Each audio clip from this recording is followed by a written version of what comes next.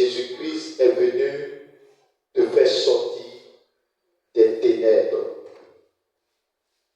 Nous allons essayer de définir un peu ténèbres, quelques thèmes. Ténèbres qui veut dire la privation de lumière. Ça veut dire la privation de lumière. Ça veut aussi dire obscurité. Alléluia. Ténèbres aussi, c'est allusion à l'enfer. Ténèbres, c'est allusion aussi à l'enfer. Ténèbres, on peut dire que ce sont des choses obscures. C'est aussi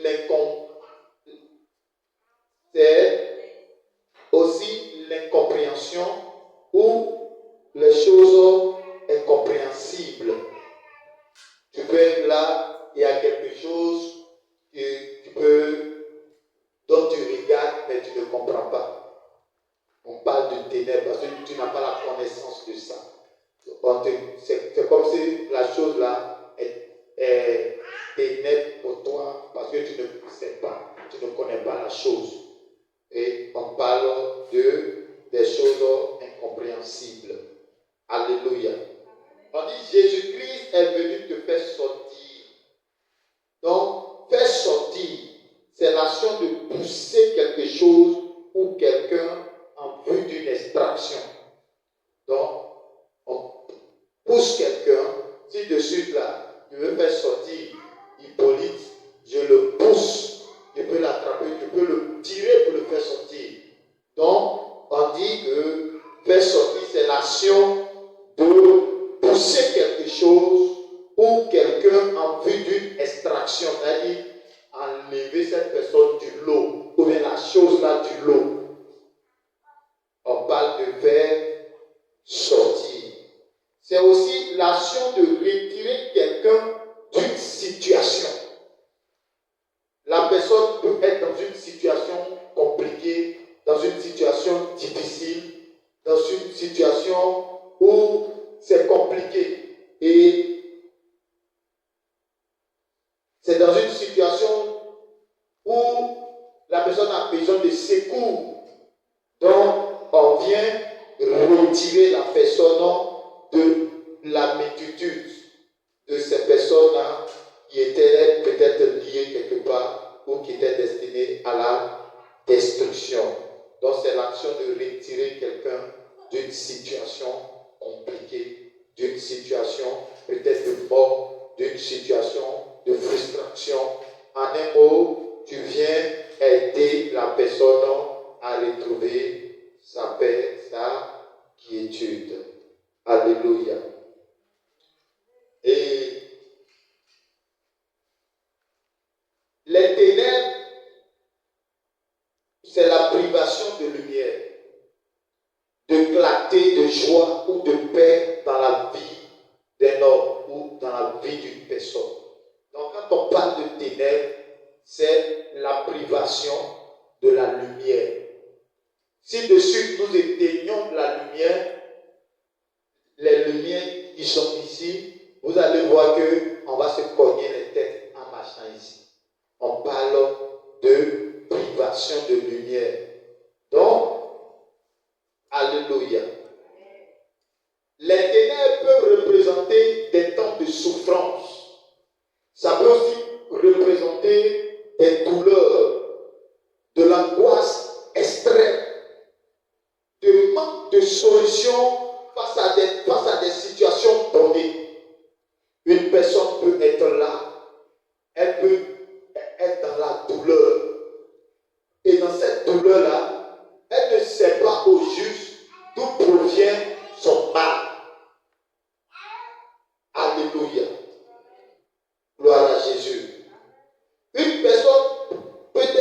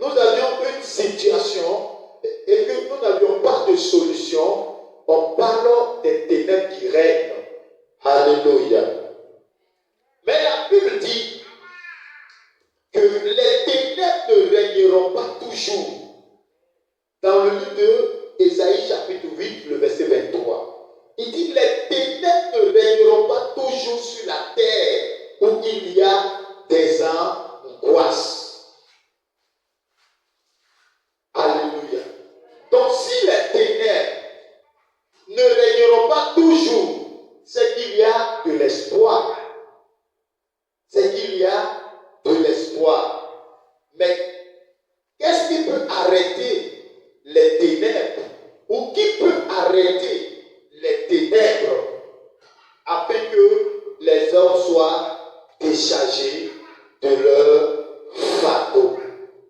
Alléluia. Donc, ce dont nous allons traiter ce matin, quels sont les dégâts causés par les ténèbres? Qu'est-ce que les ténèbres peuvent causer comme dégâts dans la vie d'un homme, dans la vie d'une société, dans la vie d'un pays, dans la vie d'un peuple? Quels sont les dégâts que les ténèbres peuvent causer? Nous allons prendre nos Bibles dans le livre de Matthieu chapitre 4, le verset 16. Matthieu 4, le verset 16. Voici ce qui est écrit. La Bible dit, le peuple de Zabulon et de Nephtali, de la contrée voisine, de la mer du pays au-delà, du Jourdain et de Galilée, des païens, ce peuple assis dans les ténèbres a vu une grande lumière. Maranatha. A vu une grande lumière. Et sur ceux qui étaient assis dans la région de l'ombre de la mort, la lumière s'est levée. Donc, dans le livre de Matthieu chapitre 4, le verset 16, on parle du peuple de Zabulon et de Nephtali. Mais le peuple de Zabulon et de Nephtali, on dit qu'ils étaient dans les ténèbres. Mais à quel moment ce peuple-là était dans les ténèbres? Alléluia. Est-ce que tu me suis ce matin? Il faut me suivre. À quel moment ce peuple était dans les ténèbres? Donc, Zabulon et Nephtali, ce sont des territoires situés à la frontière du nord-est de la Galilée à l'ouest du Jourdain. Ces deux territoires-là ont souffert de l'invasion assyrienne. Est-ce que se comprend? Les Assyriens sont venus envahir ces deux territoires.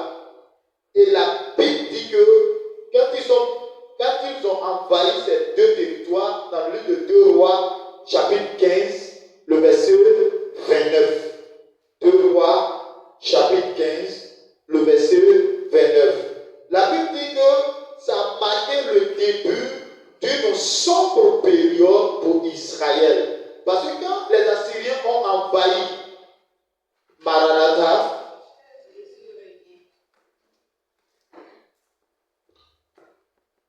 quand les Assyriens ont envahi le territoire de Nephtali et de Zabulon, la Bible dit que ils ont souffert, ils ont été portés en déportation, ils ont été des esclaves et le peuple a souffert, Israël a souffert. On dit que ces jours étaient synonymes de malheur. Parce que imagine, avant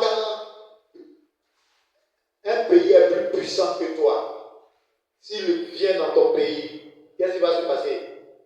S'il envahit ton pays, quand il va venir, il va vous faire la guerre d'abord, il aura des morts. Or, quand il y a la mort, il y a le sang qui baisse, c'est un jour sombre, c'est un jour de pleurs, c'est un jour de trouble. Parce que tu étais là, tu ne vivais pas ces gens de vie. Et voici un jour, un homme ou un pays vient te surprendre. Alléluia. Et la Bible dit que ça a été un temps de trouble, un temps de souffrance pour ce peuple-là. Alléluia. Et nous sommes en train de traiter le grand homme ou bien le petit homme. Bon, le grand homme, quels sont les dégâts causés par les ténèbres? Et nous avons pris l'exemple du peuple de Nephtali et de Zabulon qui avait été envahi par les Assyriens. Et les Assyriens,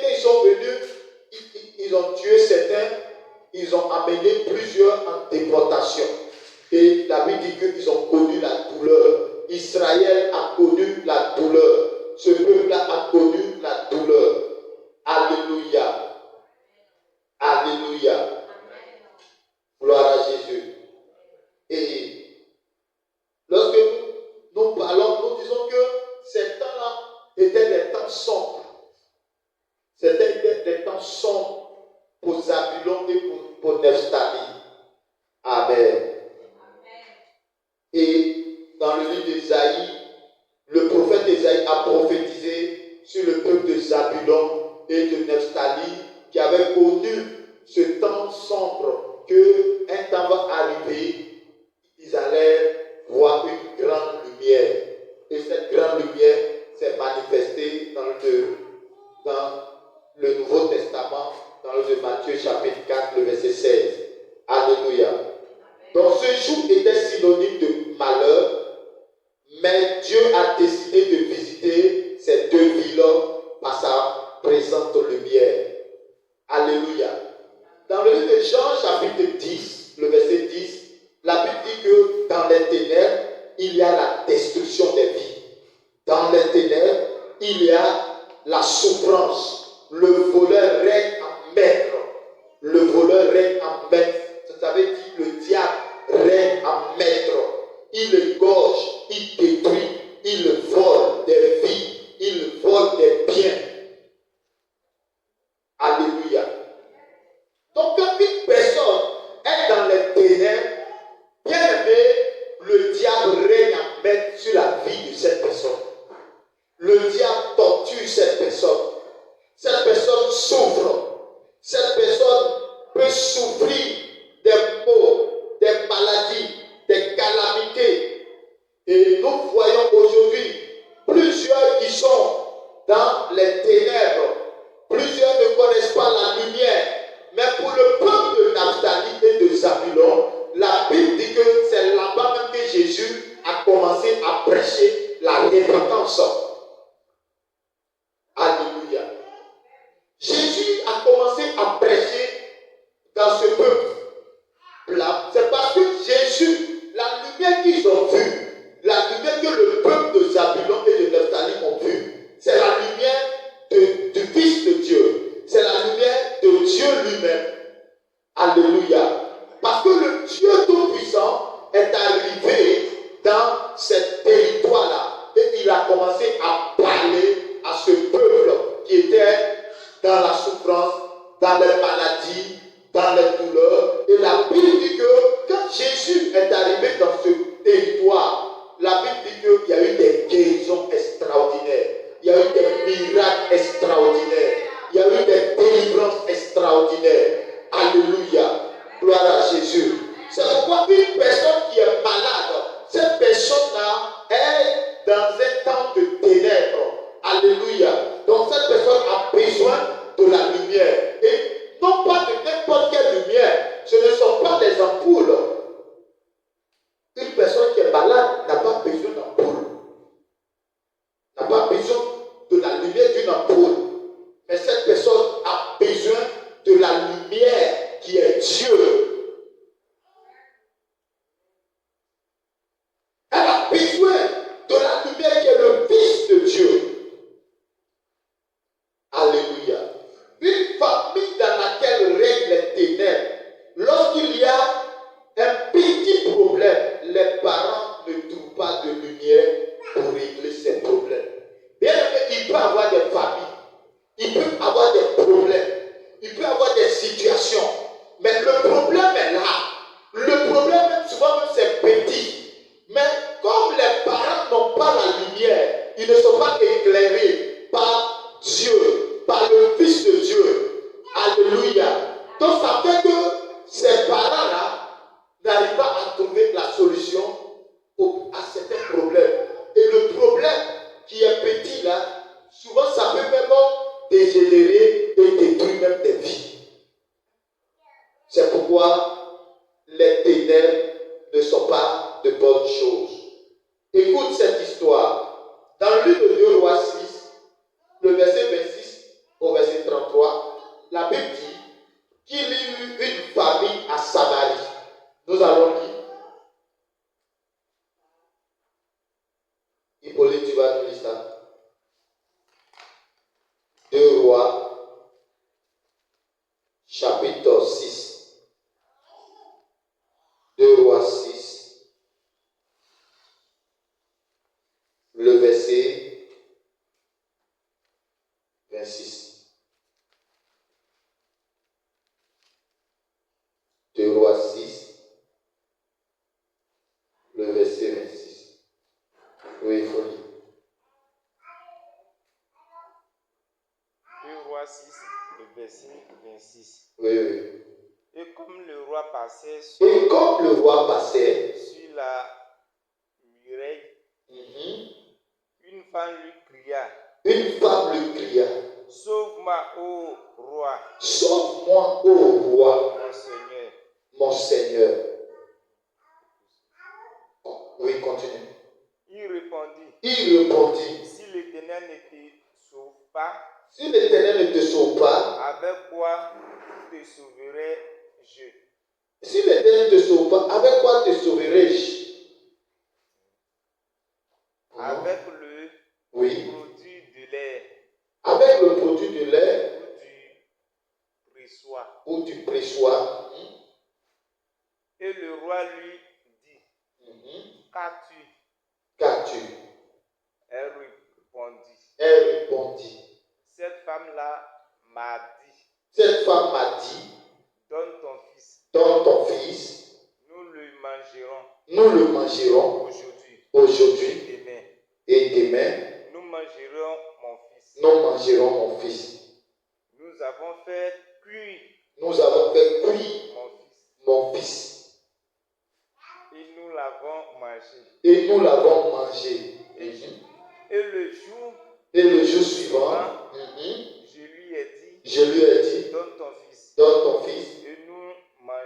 Et nous le mangerons. Mais elle a caché son fils. Lorsque le roi entendit les paroles de cette femme, il déchira ses vêtements en passant sur la muraille. Et le peuple vit qu'il avait en dedans un sac sur son corps. Le roi dit, que Dieu me punisse dans toute sa rigueur. Si la tête d'Élisée, fils de Shaphat, reste aujourd'hui sur lui. Amen. Acclame pour la parole de Dieu. Acclame pour la parole. La Bible dit qu'il y a eu la famine à Samarie. Est-ce que tu me suis?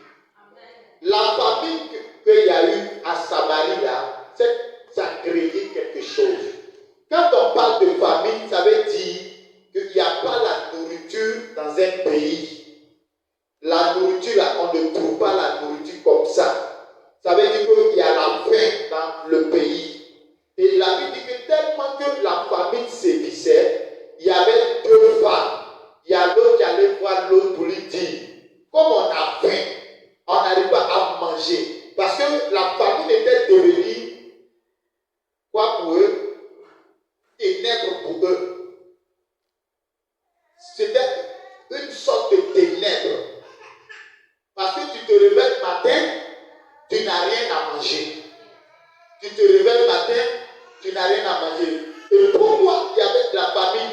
C'est parce qu'il y avait un troupe, ou bien une troupe armée qui avait encerclé Israël. Donc personne ne peut sortir, personne ne peut entrer. Donc ils étaient venus faire la guerre à Israël. Et cela a créé la famine. Alléluia.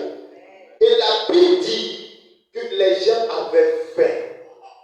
C'est une sorte de ténèbres. Et les 2 femmes, il y a une femme qui allait voir sa camarade pour dire, on va manger ton fils. Si on finit de manger ton fils, on va manger mon fils. Et ils ont mangé le fils de l'autre. Elle, à son tour, elle cache son fils. Elle ne veut pas que son fils soit mangé. Et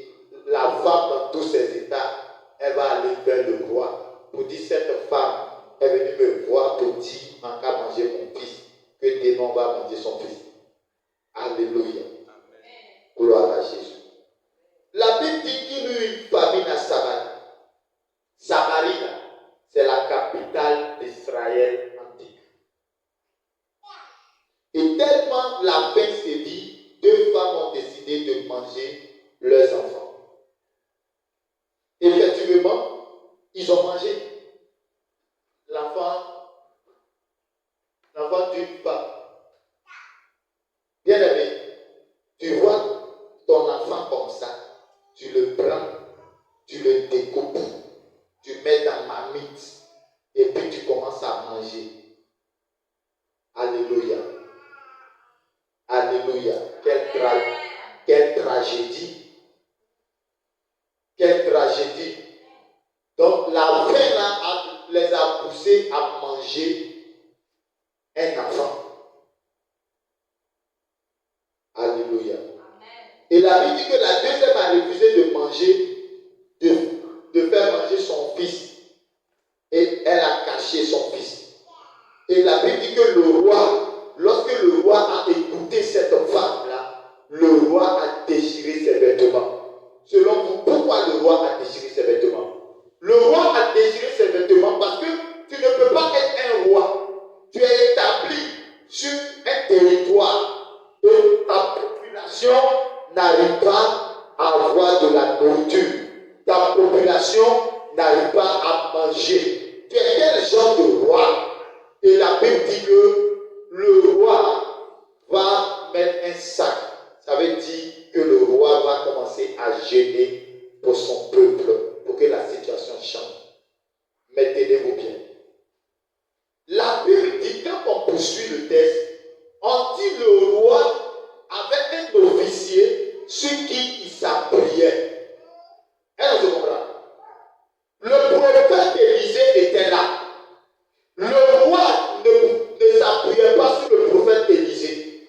Et la Bible dit que le roi était rentré dans un temps de jeûne et il a dit, si aujourd'hui la tête du prophète Élisée reste sur son cou, c'est qu'il n'est pas roi. Est-ce que tu comprends? Pourquoi? Parce que lorsqu'il y a un prophète dans une nation, le prophète est censé apporter la solution à cette nation. Non pas parce que le prophète ne voulait pas apporter la solution à la nation, mais c'est le roi qui n'est pas parti vers le prophète. La solution était là. La lumière était à Samarie. Mais le roi a refusé d'aller vers la lumière. Or, le prophète parlait de la part du Dieu créateur. Le prophète parlait de la part de l'Éternel des armées. Alléluia. Et la Bible dit que le roi va envoyer un messager. Vous voyez, souvent, une personne peut être dans une situation, si elle n'a pas de solution, elle peut poser des actes. C'est-à-dire que quand tu regardes cette personne-là, tu vas te demander, est-ce que cette personne est folle? Comment quelqu'un peut prendre son enfant, mettre dans ma marmite et puis manger? Caramo santé kerebo. Alléluia. Alléluia. Si tu me suis fait ça. Comment quelqu'un peut mettre son enfant dans ma marmite et puis manger? Alléluia. La solution de cette situation était là. La lumière était là. Parce que Élisée incarnait la lumière. Les ténèbres. Quand il y a les ténèbres, il y a la mort. C'est parce qu'il y avait les ténèbres à Samarie qu'il y a eu la mort de cet enfant. Tenez-vous bien, cette femme au moins, elle a eu le courage de venir dire au roi. Et les autres femmes qui ont mangé leurs enfants et puis qui ne sont pas venues dire au roi. Que Dieu nous aide. Que Dieu nous aide.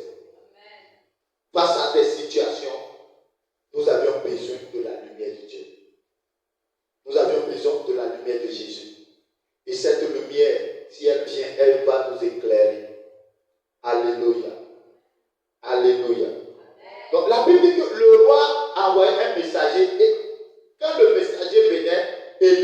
déjà a su que le messager venait à cause de lui. Il a commencé à rentrer dans sa maison. Il dit, s'il vient là, fermez la porte. Alléluia. Il dit, s'il vient là, fermez la porte. Mais le messager qui est venu là, il a donné la commission du roi. Il dit que le roi dit de venir, de demander qui va le sauver pour son territoire. Alléluia. Et la Bible dit que Élisée va prophétiser. Le prophète Élisée va donner une parole. Voici la parole qu'il va donner. Donc quand il est venu, on dit que le roi envoya quelqu'un devant lui, mais avant que le messager soit arrivé, Élisée dit aux anciens, voyez-vous que ce fils d'assassin envoie quelqu'un pour m'ôter la tête. Écoutez, quand le messager viendra, fermez la porte et repoussez-le avec la porte. Le bruit des pas de son maître ne se fait-il pas entendre derrière lui? Il leur parlait encore et déjà le messager était descendu vers lui. Et disait, voici ce mal vient de l'Éternel. Qu'ai-je à espérer encore de l'Éternel? Et Élisée va prendre la parole au chapitre 7 de 2 Rois. Il dit, Élisée dit, écoute la parole de l'Éternel. Ainsi parle l'Éternel. Demain, à cette heure, on aura une mesure de fleurs de farine pour un cycle et 2 mesures d'orge pour un cycle à la porte de Samarie. L'officier sur la main duquel s'appuyait le roi répondit à l'homme de Dieu. Quand l'Éternel ferait des fenêtres au ciel, pareille chose arriverait-elle? Et Élisée dit, tu le verras et tes yeux, tu le verras de tes yeux, mais tu n'en mangeras point. Alléluia. Donc Élisée a prophétisé, dit, depuis, il n'y a pas la nourriture, mais demain, vous allez avoir de la nourriture. Et tellement qu'il aura de la nourriture là va se vendre moins cher. Est-ce qu'on se comprend? Et la Bible dit l'officier sur lequel le roi s'appuyait. On se comprend? L'officier sur lequel le roi s'appuyait a dit, même si Dieu fait des fenêtres même au ciel là, cela ne va pas arriver. Élisée dit, tu vas voir ça de tes yeux, mais tu ne vas pas manger. Effectivement, ce que le prophète a prophétisé est arrivé. Les gens ont eu de la nourriture. Mais pendant que le peuple venait, ils ont écrasé l'officier là, il est mort. Il n'a pas mangé aussi. Donc, vous voyez, la solution était là. Mais comme le roi n'est pas allé chercher la lumière chez le prophète de l'Éternel, sa population a souffert. Lui-même, il a souffert. Et c'est lorsque c'était devenu catastrophique, au point où les femmes ont commencé à manger leurs enfants, c'est là qu'il allait vers la lumière. Et le prophète Élisée a donné la pensée de Dieu. Et quand il a donné la pensée de Dieu, la Bible dit que Dieu a fait éclater dans le camp de leurs ennemis un bruit. Et ça fait que les ennemis ont fui. Alléluia. Alléluia. Alléluia. Il faut te lever, tu vas dire Père. Il faut dire Père, envoie ta lumière. Envoie ta lumière dans ma situation de vie. Envoie ta lumière dans ma vie. Envoie ta lumière dans ma vie, dans ma pensée, dans mon intelligence. Au nom de Jésus, Père, envoie ta lumière dans ma vie, au nom de Jésus. On peut s'asseoir. Donc Élisée a donné la lumière, il a donné la pensée de Dieu. Donc Dieu a donné une parole à Élisée et le problème de Samarie a été réglé. Le problème de la famine été réglé. C'est pourquoi, alléluia, alléluia, pour sortir des ténèbres, pour sortir des ténèbres, de l'ignorance, tu as besoin de Jésus. Tu as besoin de Jésus.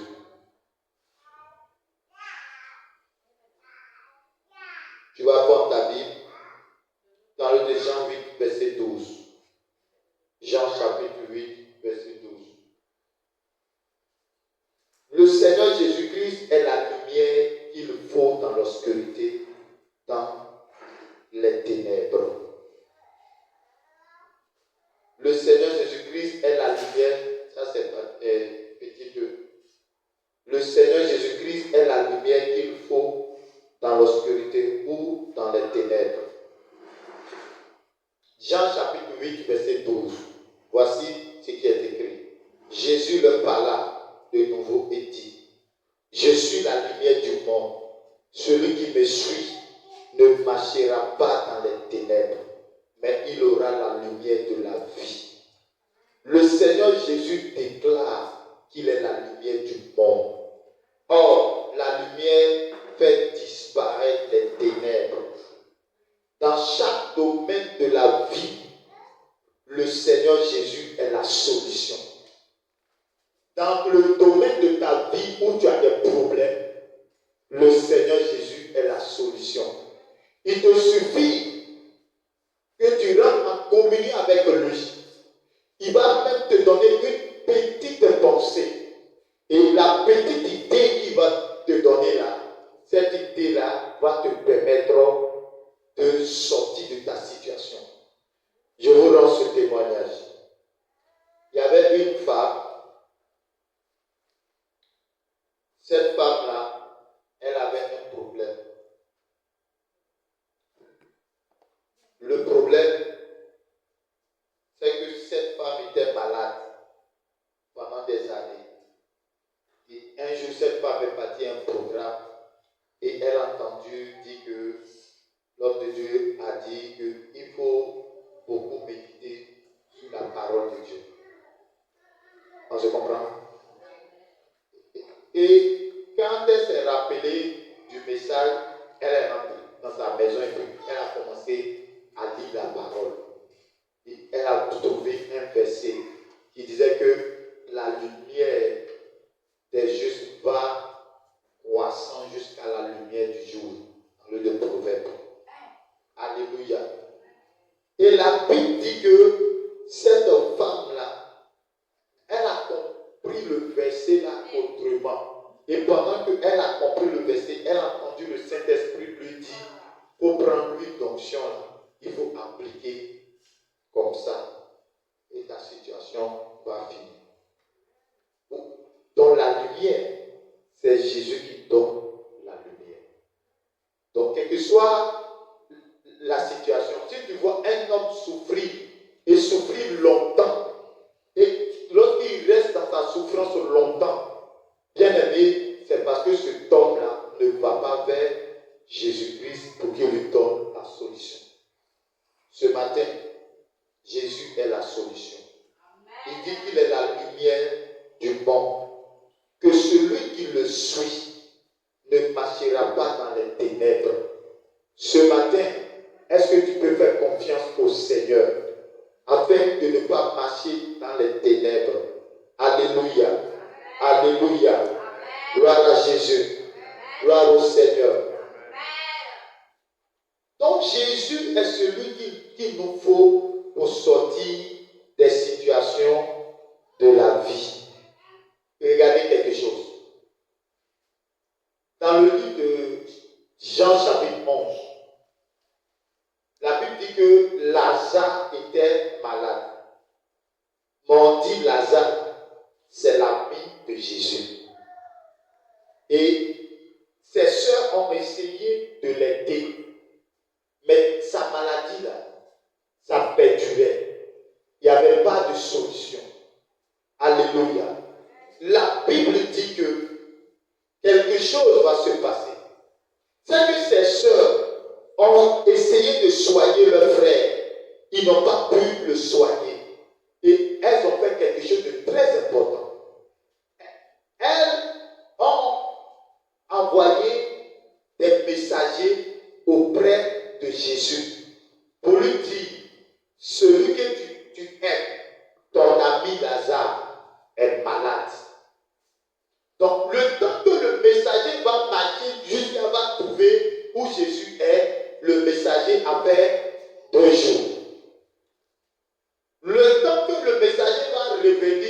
ça fait 4 jours. Donc, les 2 autres jours où Jésus va venir avec ses disciples-là, ça faisait les 4 jours. Mais tellement la situation, les ténèbres étaient pénibles ce jour-là, la Bible dit que Lazare était mort et il avait été enterré. Ça faisait 4 jours. Bien aimé. Si les sœurs de Lazare n'avaient pas envoyé des messagers pour aller faire venir le Maître qui est Jésus, qui est la lumière du monde, bien aimé, Lazare était enterré dans les ténèbres. Et lorsqu'ils ont enterré Lazare, ils l'ont laissé là-bas et les autres sont venus à la maison. Jésus arrive, il voit que la situation est critique. Donc, ils sont allés l'appeler, on dit que son ami est malade. Il arrive, son ami est mort. Tout le village de Béthanie est en train de pleurer. Lazare qui est décédé. Alléluia. Le village de Béthanie pleure. Le village de Béthanie pleurait Lazare, le frère de Marie et de Marthe. Et la Bible nous dit que lorsqu'il est arrivé, il a vu les sœurs en pleurs. Et la sœur Marie va dire, Seigneur, si tu étais là, mon frère n'allait pas te mourir. Alléluia. Et Jésus va dire à Marie, ne t'ai-je pas dit que si tu crois, tu verras la gloire de Dieu. Maranatha. Ne t'ai-je pas dit que si tu crois, tu verras la gloire de Dieu. Alléluia. Et la Bible dit que dans les pleurs, dans les lamentations, il y a certains incrédules qui vont dire, mais s'il a guéri les autres, pourquoi il n'a pas fait et puis celui-là n'aime? Celui-là ne devait pas mourir. Vous voyez, non? Et la Bible dit que Jésus a tressailli. Lorsqu'il a tressailli, il a demandé où l'avez-vous mis? Oh Jésus, comme tu es bon. Bien-aimé, les ténèbres ne régneront pas toujours. Est-ce une maladie qui te domine? Cette maladie va prendre la fuite à l'apparition de la lumière de Jésus-Christ. Est-ce un problème de manque? Ce manque va prendre la fuite au nom de Jésus. Est-ce un problème de réclamation? Le démon qui te réclame va céder au nom de Jésus. Est-ce un problème d'humiliation? L'humiliation va tomber au nom de Jésus-Christ. Et la Bible dit que, comme Jésus ne vient jamais en retard, la Bible dit que Jésus va aller à la tombe et il va déclarer une parole. Et Lazare va sortir de la tombe. Et quand Lazare est sorti de la tombe, la Bible dit que Lazare est revenu à la vie. Est-ce que tu peux acclamer le Seigneur? Donc quand la lumière Jésus arrive quelque part, c'est la victoire, c'est la vie, c'est la paix, c'est la joie, c'est le bonheur. Jésus est notre lumière, Jésus est notre victoire, Jésus est notre grâce. Que le Seigneur nous bénisse. Ce matin, nous déclarons la vie de Dieu et nous déclarons la paix du Seigneur. Il dit, celui qui me suit ne marchera pas dans les ténèbres. Suivre Jésus est une décision, car le suivre va nécessiter forcément des sacrifices personnels. Il arrivera un moment où le Seigneur va demander ton temps. Le Seigneur va demander d'être avec toi. Le Seigneur va te demander d'être dans sa présence. Le Seigneur va te demander de prier. Le Seigneur va te demander de marcher avec lui. Alléluia. Donc, celui qui décide de suivre Jésus doit obéir au principe du Seigneur. Que le Seigneur te bénisse. Que la grâce de Dieu soit avec toi. Que l'oppression du diable dans ta vie cesse. au nom de Jésus. Alléluia. Que toute oppression soit brisée dans ta vie. Que toute oppression soit neutralisée dans ta vie. Que toute œuvre des ténèbres soit brisée dans ta vie. Jésus est la lumière qu'il te faut ce matin. C'est de lui que tu as besoin. Jésus est celui dont il te faut. Bien-aimé, quand tu veux marcher avec Jésus, il faut être une personne qui est modérée. Une personne qui fait les choses modérément. Parce que quand tu veux marcher avec Jésus, Jésus a ses